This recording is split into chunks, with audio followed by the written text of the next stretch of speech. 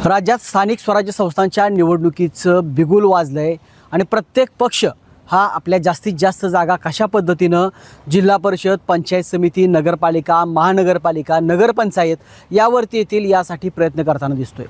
सोलापूर जिल्ह्यात operation lotus सुरू आहे, तर त्याचबरोबर अजित पवार यांच्या राष्ट्रवादीकडून डॅमेज कंट्रोल करण्याचा देखील प्रयत्न सुरू आहे। त्याचबरोबर आपल्याकडे कशा पद्धतीने जास्तीत जास्त जागा येतील यासाठी कृषी मंत्री दत्तात्रय भरणे यांनी माड्यामध्ये बैठक देखील घेतली। आता यामध्ये महत्त्वाचा प्रश्न आहे की राष्ट्रवादीमधून भारतीय जनता पार्टीमध्ये हे नेते का चालले आहेत। यापूर्वी ज्या नेत्यांनी भारतीय जनता पार्टीमध्ये प्रवेश केला त्या नेत्यांचं राजकीय पुनर्वसन झालं का, आणि आता हे जे माजी आमदार भारतीय जनता पार्टीमध्ये चाललेत त्यांचं राजकीय पुनर्वसन होणार का, तेच आपण या व्हिडिओमध्ये पाहणार आहोत। नमस्कार, मी नितीन, तुम्ही पाहत आहात मुंबई तक। आपण जर पाहिलं तर सोलापूर जिल्हा हा काँग्रेस आणि राष्ट्रवादीचा बालेकिल्ला की जो 2014ला मोदी लाटेमध्ये या ठिकाणी उद्ध्वस्त झाला।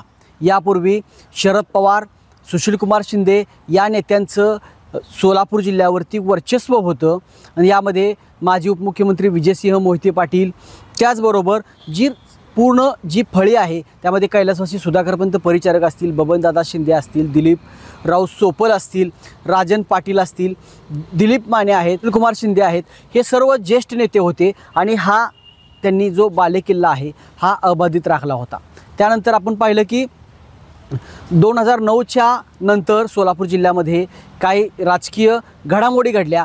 त्यामध्ये भारतीय जनता पार्टीमध्ये सर्वात पहिला प्रवेश जो केला तो परिचारक कुटुंबाने केला। 2012 नंतर त्यांनी प्रवेश केला। त्यानंतर 2019ला मोहिते पाटील कुटुंब हे राज्यातील राजकीय वर्चस्व असणारं कुटुंब आहे, त्यांनी भारतीय जनता पार्टीमध्ये प्रवेश केला। आता या दोन कुटुंबानं प्रवेश का केला हे आपण पाहूया। त्यानंतर त्यांचं राजकीय पुनर्वसन झालं का आणि आत्ता त्यांची काय परिस्थिती आहे ते आपण पाहूया। आपण सुरुवात करूया परिचारक कुटुंबापासून। आपण जर पाहिलं तर 2009ला पंढरपूर मंगळवेढा विधानसभा मतदारसंघातून माजी उपमुख्यमंत्री विजयसिंह मोहिते पाटील यांनी निवडणूक लढवली की ज्या जागेवरून गेल्या 25 वर्ष कैलासवासी सुधाकरपंत परिचारक हे आमदार होते। सुधाकरपंत परिचारक यांनी विजयसिंह मोहिते पाटील यांना जागा सोडली आणि त्यानंतर त्यांचा पराभव झाला आणि तिथून पुढं परिचारक गटाला राजकीय सत्ता ही जनतेतून मिळाली नाही। 2-3 वर्षामध्ये आपण आत्ताच नुकतंच कैलासवासी सुधाकरपंत परिचारक यांच्या पुतळ्याचं अनावरण झालं, त्यावेळेस माजी आमदार प्रशांत परिचारक यांनी सांगितलं की मोठ्या मालकांनी म्हणजेच सुधाकरपंत परिचारक यांनी आपल्याला सांगितलं की देवेंद्र फडणवीस यांच्या नेतृत्वाखाली आपल्याला काम केलं पाहिजे। त्या पद्धतीनं त्यांनी भारतीय जनता पार्टीमध्ये प्रवेश केला आणि तिथून पुढं एक निवडणूक ही प्रशांत परिचारक यांनी भारत बालके यांच्या विरोधात लढवली आणि त्यात त्यांचा पराभव झाला।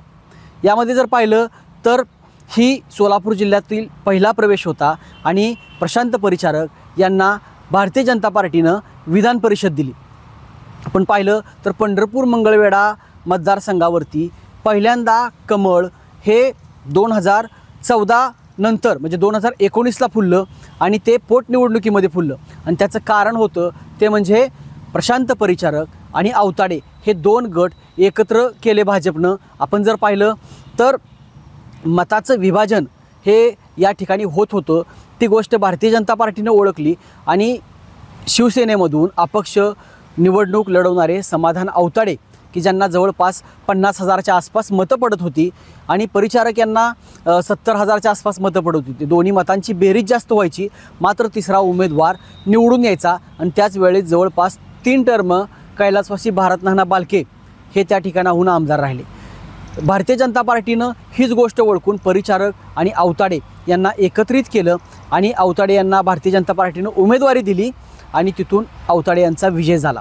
2 ताकदी एकत्र जरी आल्या असल्या तरी देखील अवघ्या 3,500 मतांनी त्या ठिकाणी आवताडे यांचा विजय झाला। या निवडणुकीनंतर परिचारक यांची जी विधान परिषदेची टर्म होती ती संपली, मात्र तिथून पुढं आवताडे परिचारक थोडासा संघर्ष होताना दिसला। स्थानिक जो विकास कामं आहेत त्यावरून असेल किंवा कार्यकर्त्यांची छोटे मोठ्या गोष्टी असतील की ज्यामध्ये गणपती मंडळाचा स्टेज टाकणं इथूनपासून ते स्थानिक वार्डातील जी छोटी मोठी विकास कामं आहेत, नगरपालिका आहे, यामधून संघर्ष सुरू झाला. या 2024च्या निवडणुकीमध्ये परिचारक यांनी उभारण्याची इच्छा व्यक्त केली, मात्र पुन्हा एकदा आवताडे यांनाच या ठिकाणी उमेदवारी दिली. पुन्हा एकदा चंद्रशेखर बावनकुळे की ज्यावेळेस ते प्रदेशाध्यक्ष होते त्यांनी या दोघांचा समेट घडवून आणला आणि पुन्हा एकदा आवताडे यांना उमेदवारी दिली. मात्र आता पुन्हा एकदा या दोघांमध्ये संघर्ष होताना दिसतोय.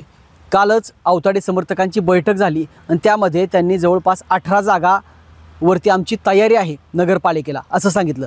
त्यामुळं आता हा संघर्ष येणाऱ्या काळामध्ये कशा पद्धतीचा होतोय त्यावरती परिचारक आवताडे काय निर्णय घेतात ते समजेल. मात्र यामध्ये आपण जर पाहिलं तर भारतीय जनता पार्टीकडून परिचारक यांना काय मिळालं आणि परिचारक यांनी भारतीय जनता पार्टीला काय दिलं हे थोडक्यात जर समजून घ्यायचं म्हटलं तर ज्या पंढरपूर मंगळवेढा मतदारसंघामध्ये पाठीमागच्या इतिहासामध्ये कधीही भारतीय जनता पार्टीचं कमळ फुललं नाही, ते कमळ फुलवण्याचं काम हे परिचारक यांच्या मदतीनं भारतीय जनता पार्टीनं केलं. त्यावरती त्यांना एक विधान परिषद मिळाली. मात्र कार्यकर्त्यांनी वारंवार मागणी करून देखील अद्याप त्यांचं पुनर्वसन राजकीय झालं नाही. त्यांना परत विधान परिषदेची अपेक्षा होती, मात्र अद्याप त्यांना विधान परिषद मिळाली नाही. आपण जर पाहिलं तर भारतीय जनता पार्टीमध्ये जे जाणारी नेते मंडळी आहेत त्यांना एकतर आर्थिक कारखान्यासाठी मदत पाहिजे असती, दुसरी गोष्ट म्हणजे त्यांच्यावरती होणाऱ्या ज्या कारवाई आहेत त्यांना सिक्युरिटी पाहिजे असती, आणि तिसरी गोष्ट म्हणजे राजकीय पुनर्वसन. यामध्ये परिचारक यांना आर्थिक मदत मिळाली. दामाजी कारखान्याच्या वेळेस त्यांनी एका SMS वरून त्यांना मुख्यमंत्र्यांनी मदत केल्याचं सांगितलं. त्याचबरोबर त्यांची कोणतीही कामं आडली नाहीत. एवढंच त्यांना भाषणामध्ये देखील सांगितलं की आपण सत्तेमध्ये नसताना 3 वेळा त्यांना त्या भाषणामध्ये उल्लेख केला की आपण सत्तेमध्ये नसताना देखील आपली कोणतीही कामं आडली नाहीत. आत्तापर्यंत देवेंद्र फडणवीस यांनी आपल्याला मदत केली आणि आपला एकही कार्यकर्ता सोडून गेला नाही. आज 2014 ते 2025पर्यंत केंद्रात राज्यात भारतीय जनता पार्टीचं सरकार आहे, मात्र तरी देखील परिचारक यांना आपण सत्तेत नाही हा शब्द का वापरू वाटला हा विचार करण्याची गोष्ट आहे. त्यामध्ये त्यांचं राजकीय पुनर्वसन झालं नाही आणि ते करावं अशी कार्यकर्ते मागणी करत आहेत आणि अर्थातच परिचारक त्यांची देखील ही मागणी असणार आहे. त्यामुळं राजकीय पुनर्वसन हे परिचारक यांचं झालं नाही आणि त्यांना त्यासाठी संघर्ष करावा लागतोय हे यातून दिसतंय.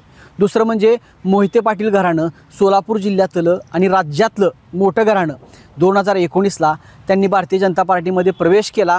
अजित पवारांचा जो गट आहे सोलापूर जिल्ह्यामध्ये सक्रिय झालेला त्यांच्यातून त्यांचं खच्चीकरण सुरू होतं. त्यातूनच त्यांनी भारतीय जनता पार्टीत प्रवेश केला आणि कृष्णा भीमा स्थिरीकरण हा जो प्रकल्प आहे की माजी मुख्यमंत्री विजयसिंह मोहिते पाटील यांचा तो ड्रीम प्रोजेक्ट होता तो पूर्ण करावा एवढ्या एका अटीवरती त्यांनी पक्षात प्रवेश केला. आपण पाहिलं की मोहिते पाटलांनी प्रवेश केला, त्यातून त्यांचा सुरुवातीला फायदा काय झाला ते पाहूया आणि मोहिते पाटलांनी भाजपला काय दिलं ते नंतर पाहूया. आपण जर पाहिलं तर मोहिते पाटलांना शंकर कारखान्यासाठी थकमी सरकारनं मंजूर केली. दुसरी गोष्ट छोट्या मोठे जी त्यांच्यावरती कारवाईची जी टांगती तलवार होती तर आपण जर पाहिलं तर 2019पासून ते आत्तापर्यंत कोणतीही कारवाई मोहिते पाटलांवरती झालेली नाही. आणि तिसरी गोष्ट राजकीय पुनर्वसन म्हटलं तर आपण पाहिलं की रणजितसिंह मोहिते पाटील यांना विधान परिषद दिली आणि त्यानंतर आपण पाहिलं की या सगळ्या गोष्टी झाल्या, मात्र परत त्यांनाच हे भाजपमध्ये खच्चीकरण होताना दिसलं. आणि ही गोष्ट ज्यावेळेस मोहिते पाटलांच्या लक्षात आली त्यांनी लोकसभेला त्या ठिकाणाहून निवडणूक लढवणार अशी इच्छा व्यक्त केली की ज्या जागेवरती रणजितसिंह नाईक निंबाळकर यांना मोहिते पाटलांनी त्या ठिकाणाहून निवडून दिलं होतं ती जागा लढवण्याचा त्यांनी निर्णय घेतला. पक्षाकडे रितसर मागणी केली, मात्र पार्लमेंट बोर्डातूनच निंबाळकर यांची उमेदवारी जाहीर झाली. त्यामुळे मोहिते पाटलांना त्या ठिकाणी डावललं.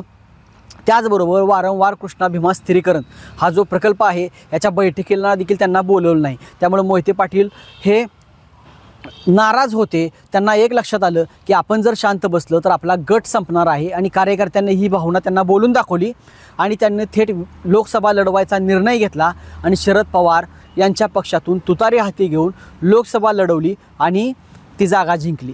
त्यामुळं मोहिते पाटील ज्यावेळेस पक्षात आले त्यावेळेस जो माळशिरसचा जो आमदार आहे की जो राष्ट्रवादीचा असायचा तो भाजपचा आमदार झाला. जिल्हा परिषदवरती मोहिते पाटलांनी भाजपची सत्ता आणली. स्थानिक स्वराज्य संस्थांच्या काय निवडणुकांमध्ये भाजपची सत्ता आणली.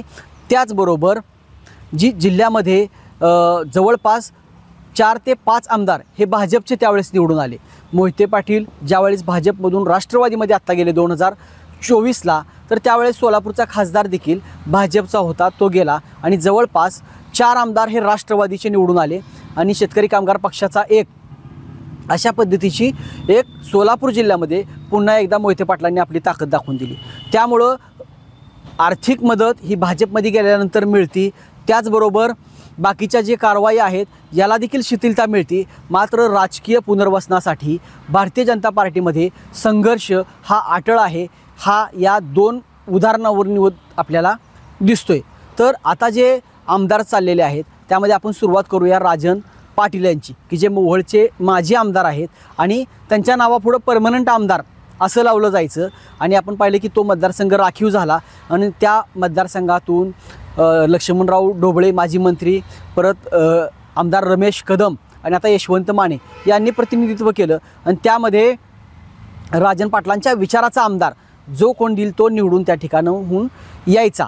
मात्र त्या ठिकाणी उमेश पाटील, की जे आत्ता राष्ट्रवादीचे जिल्हाध्यक्ष आहेत, त्यांचं आणि राजन पाटील यांचं राजकीय वैमनस्य आहे आणि एकमेकांना आव्हान देणं, या सगळ्या गोष्टी की ज्या ठिकाणी राजन पाटील असतात त्यांच्या विरोधात ठिकाणी उमेश पाटील असतात. आपण पाहिले की भीमा सहकारी कारखान्याची निवडणूक झाली आणि त्यामध्ये भारतीय जनता पार्टीचे मुन्ना महाडिक जे आहेत त्यांच्याकडून उमेश पाटलांनी राजन पाटलांवरती निशाणा साधला आणि त्या कारखान्यावरती राजन पाटलांच्या पॅनलचा पराभव केला.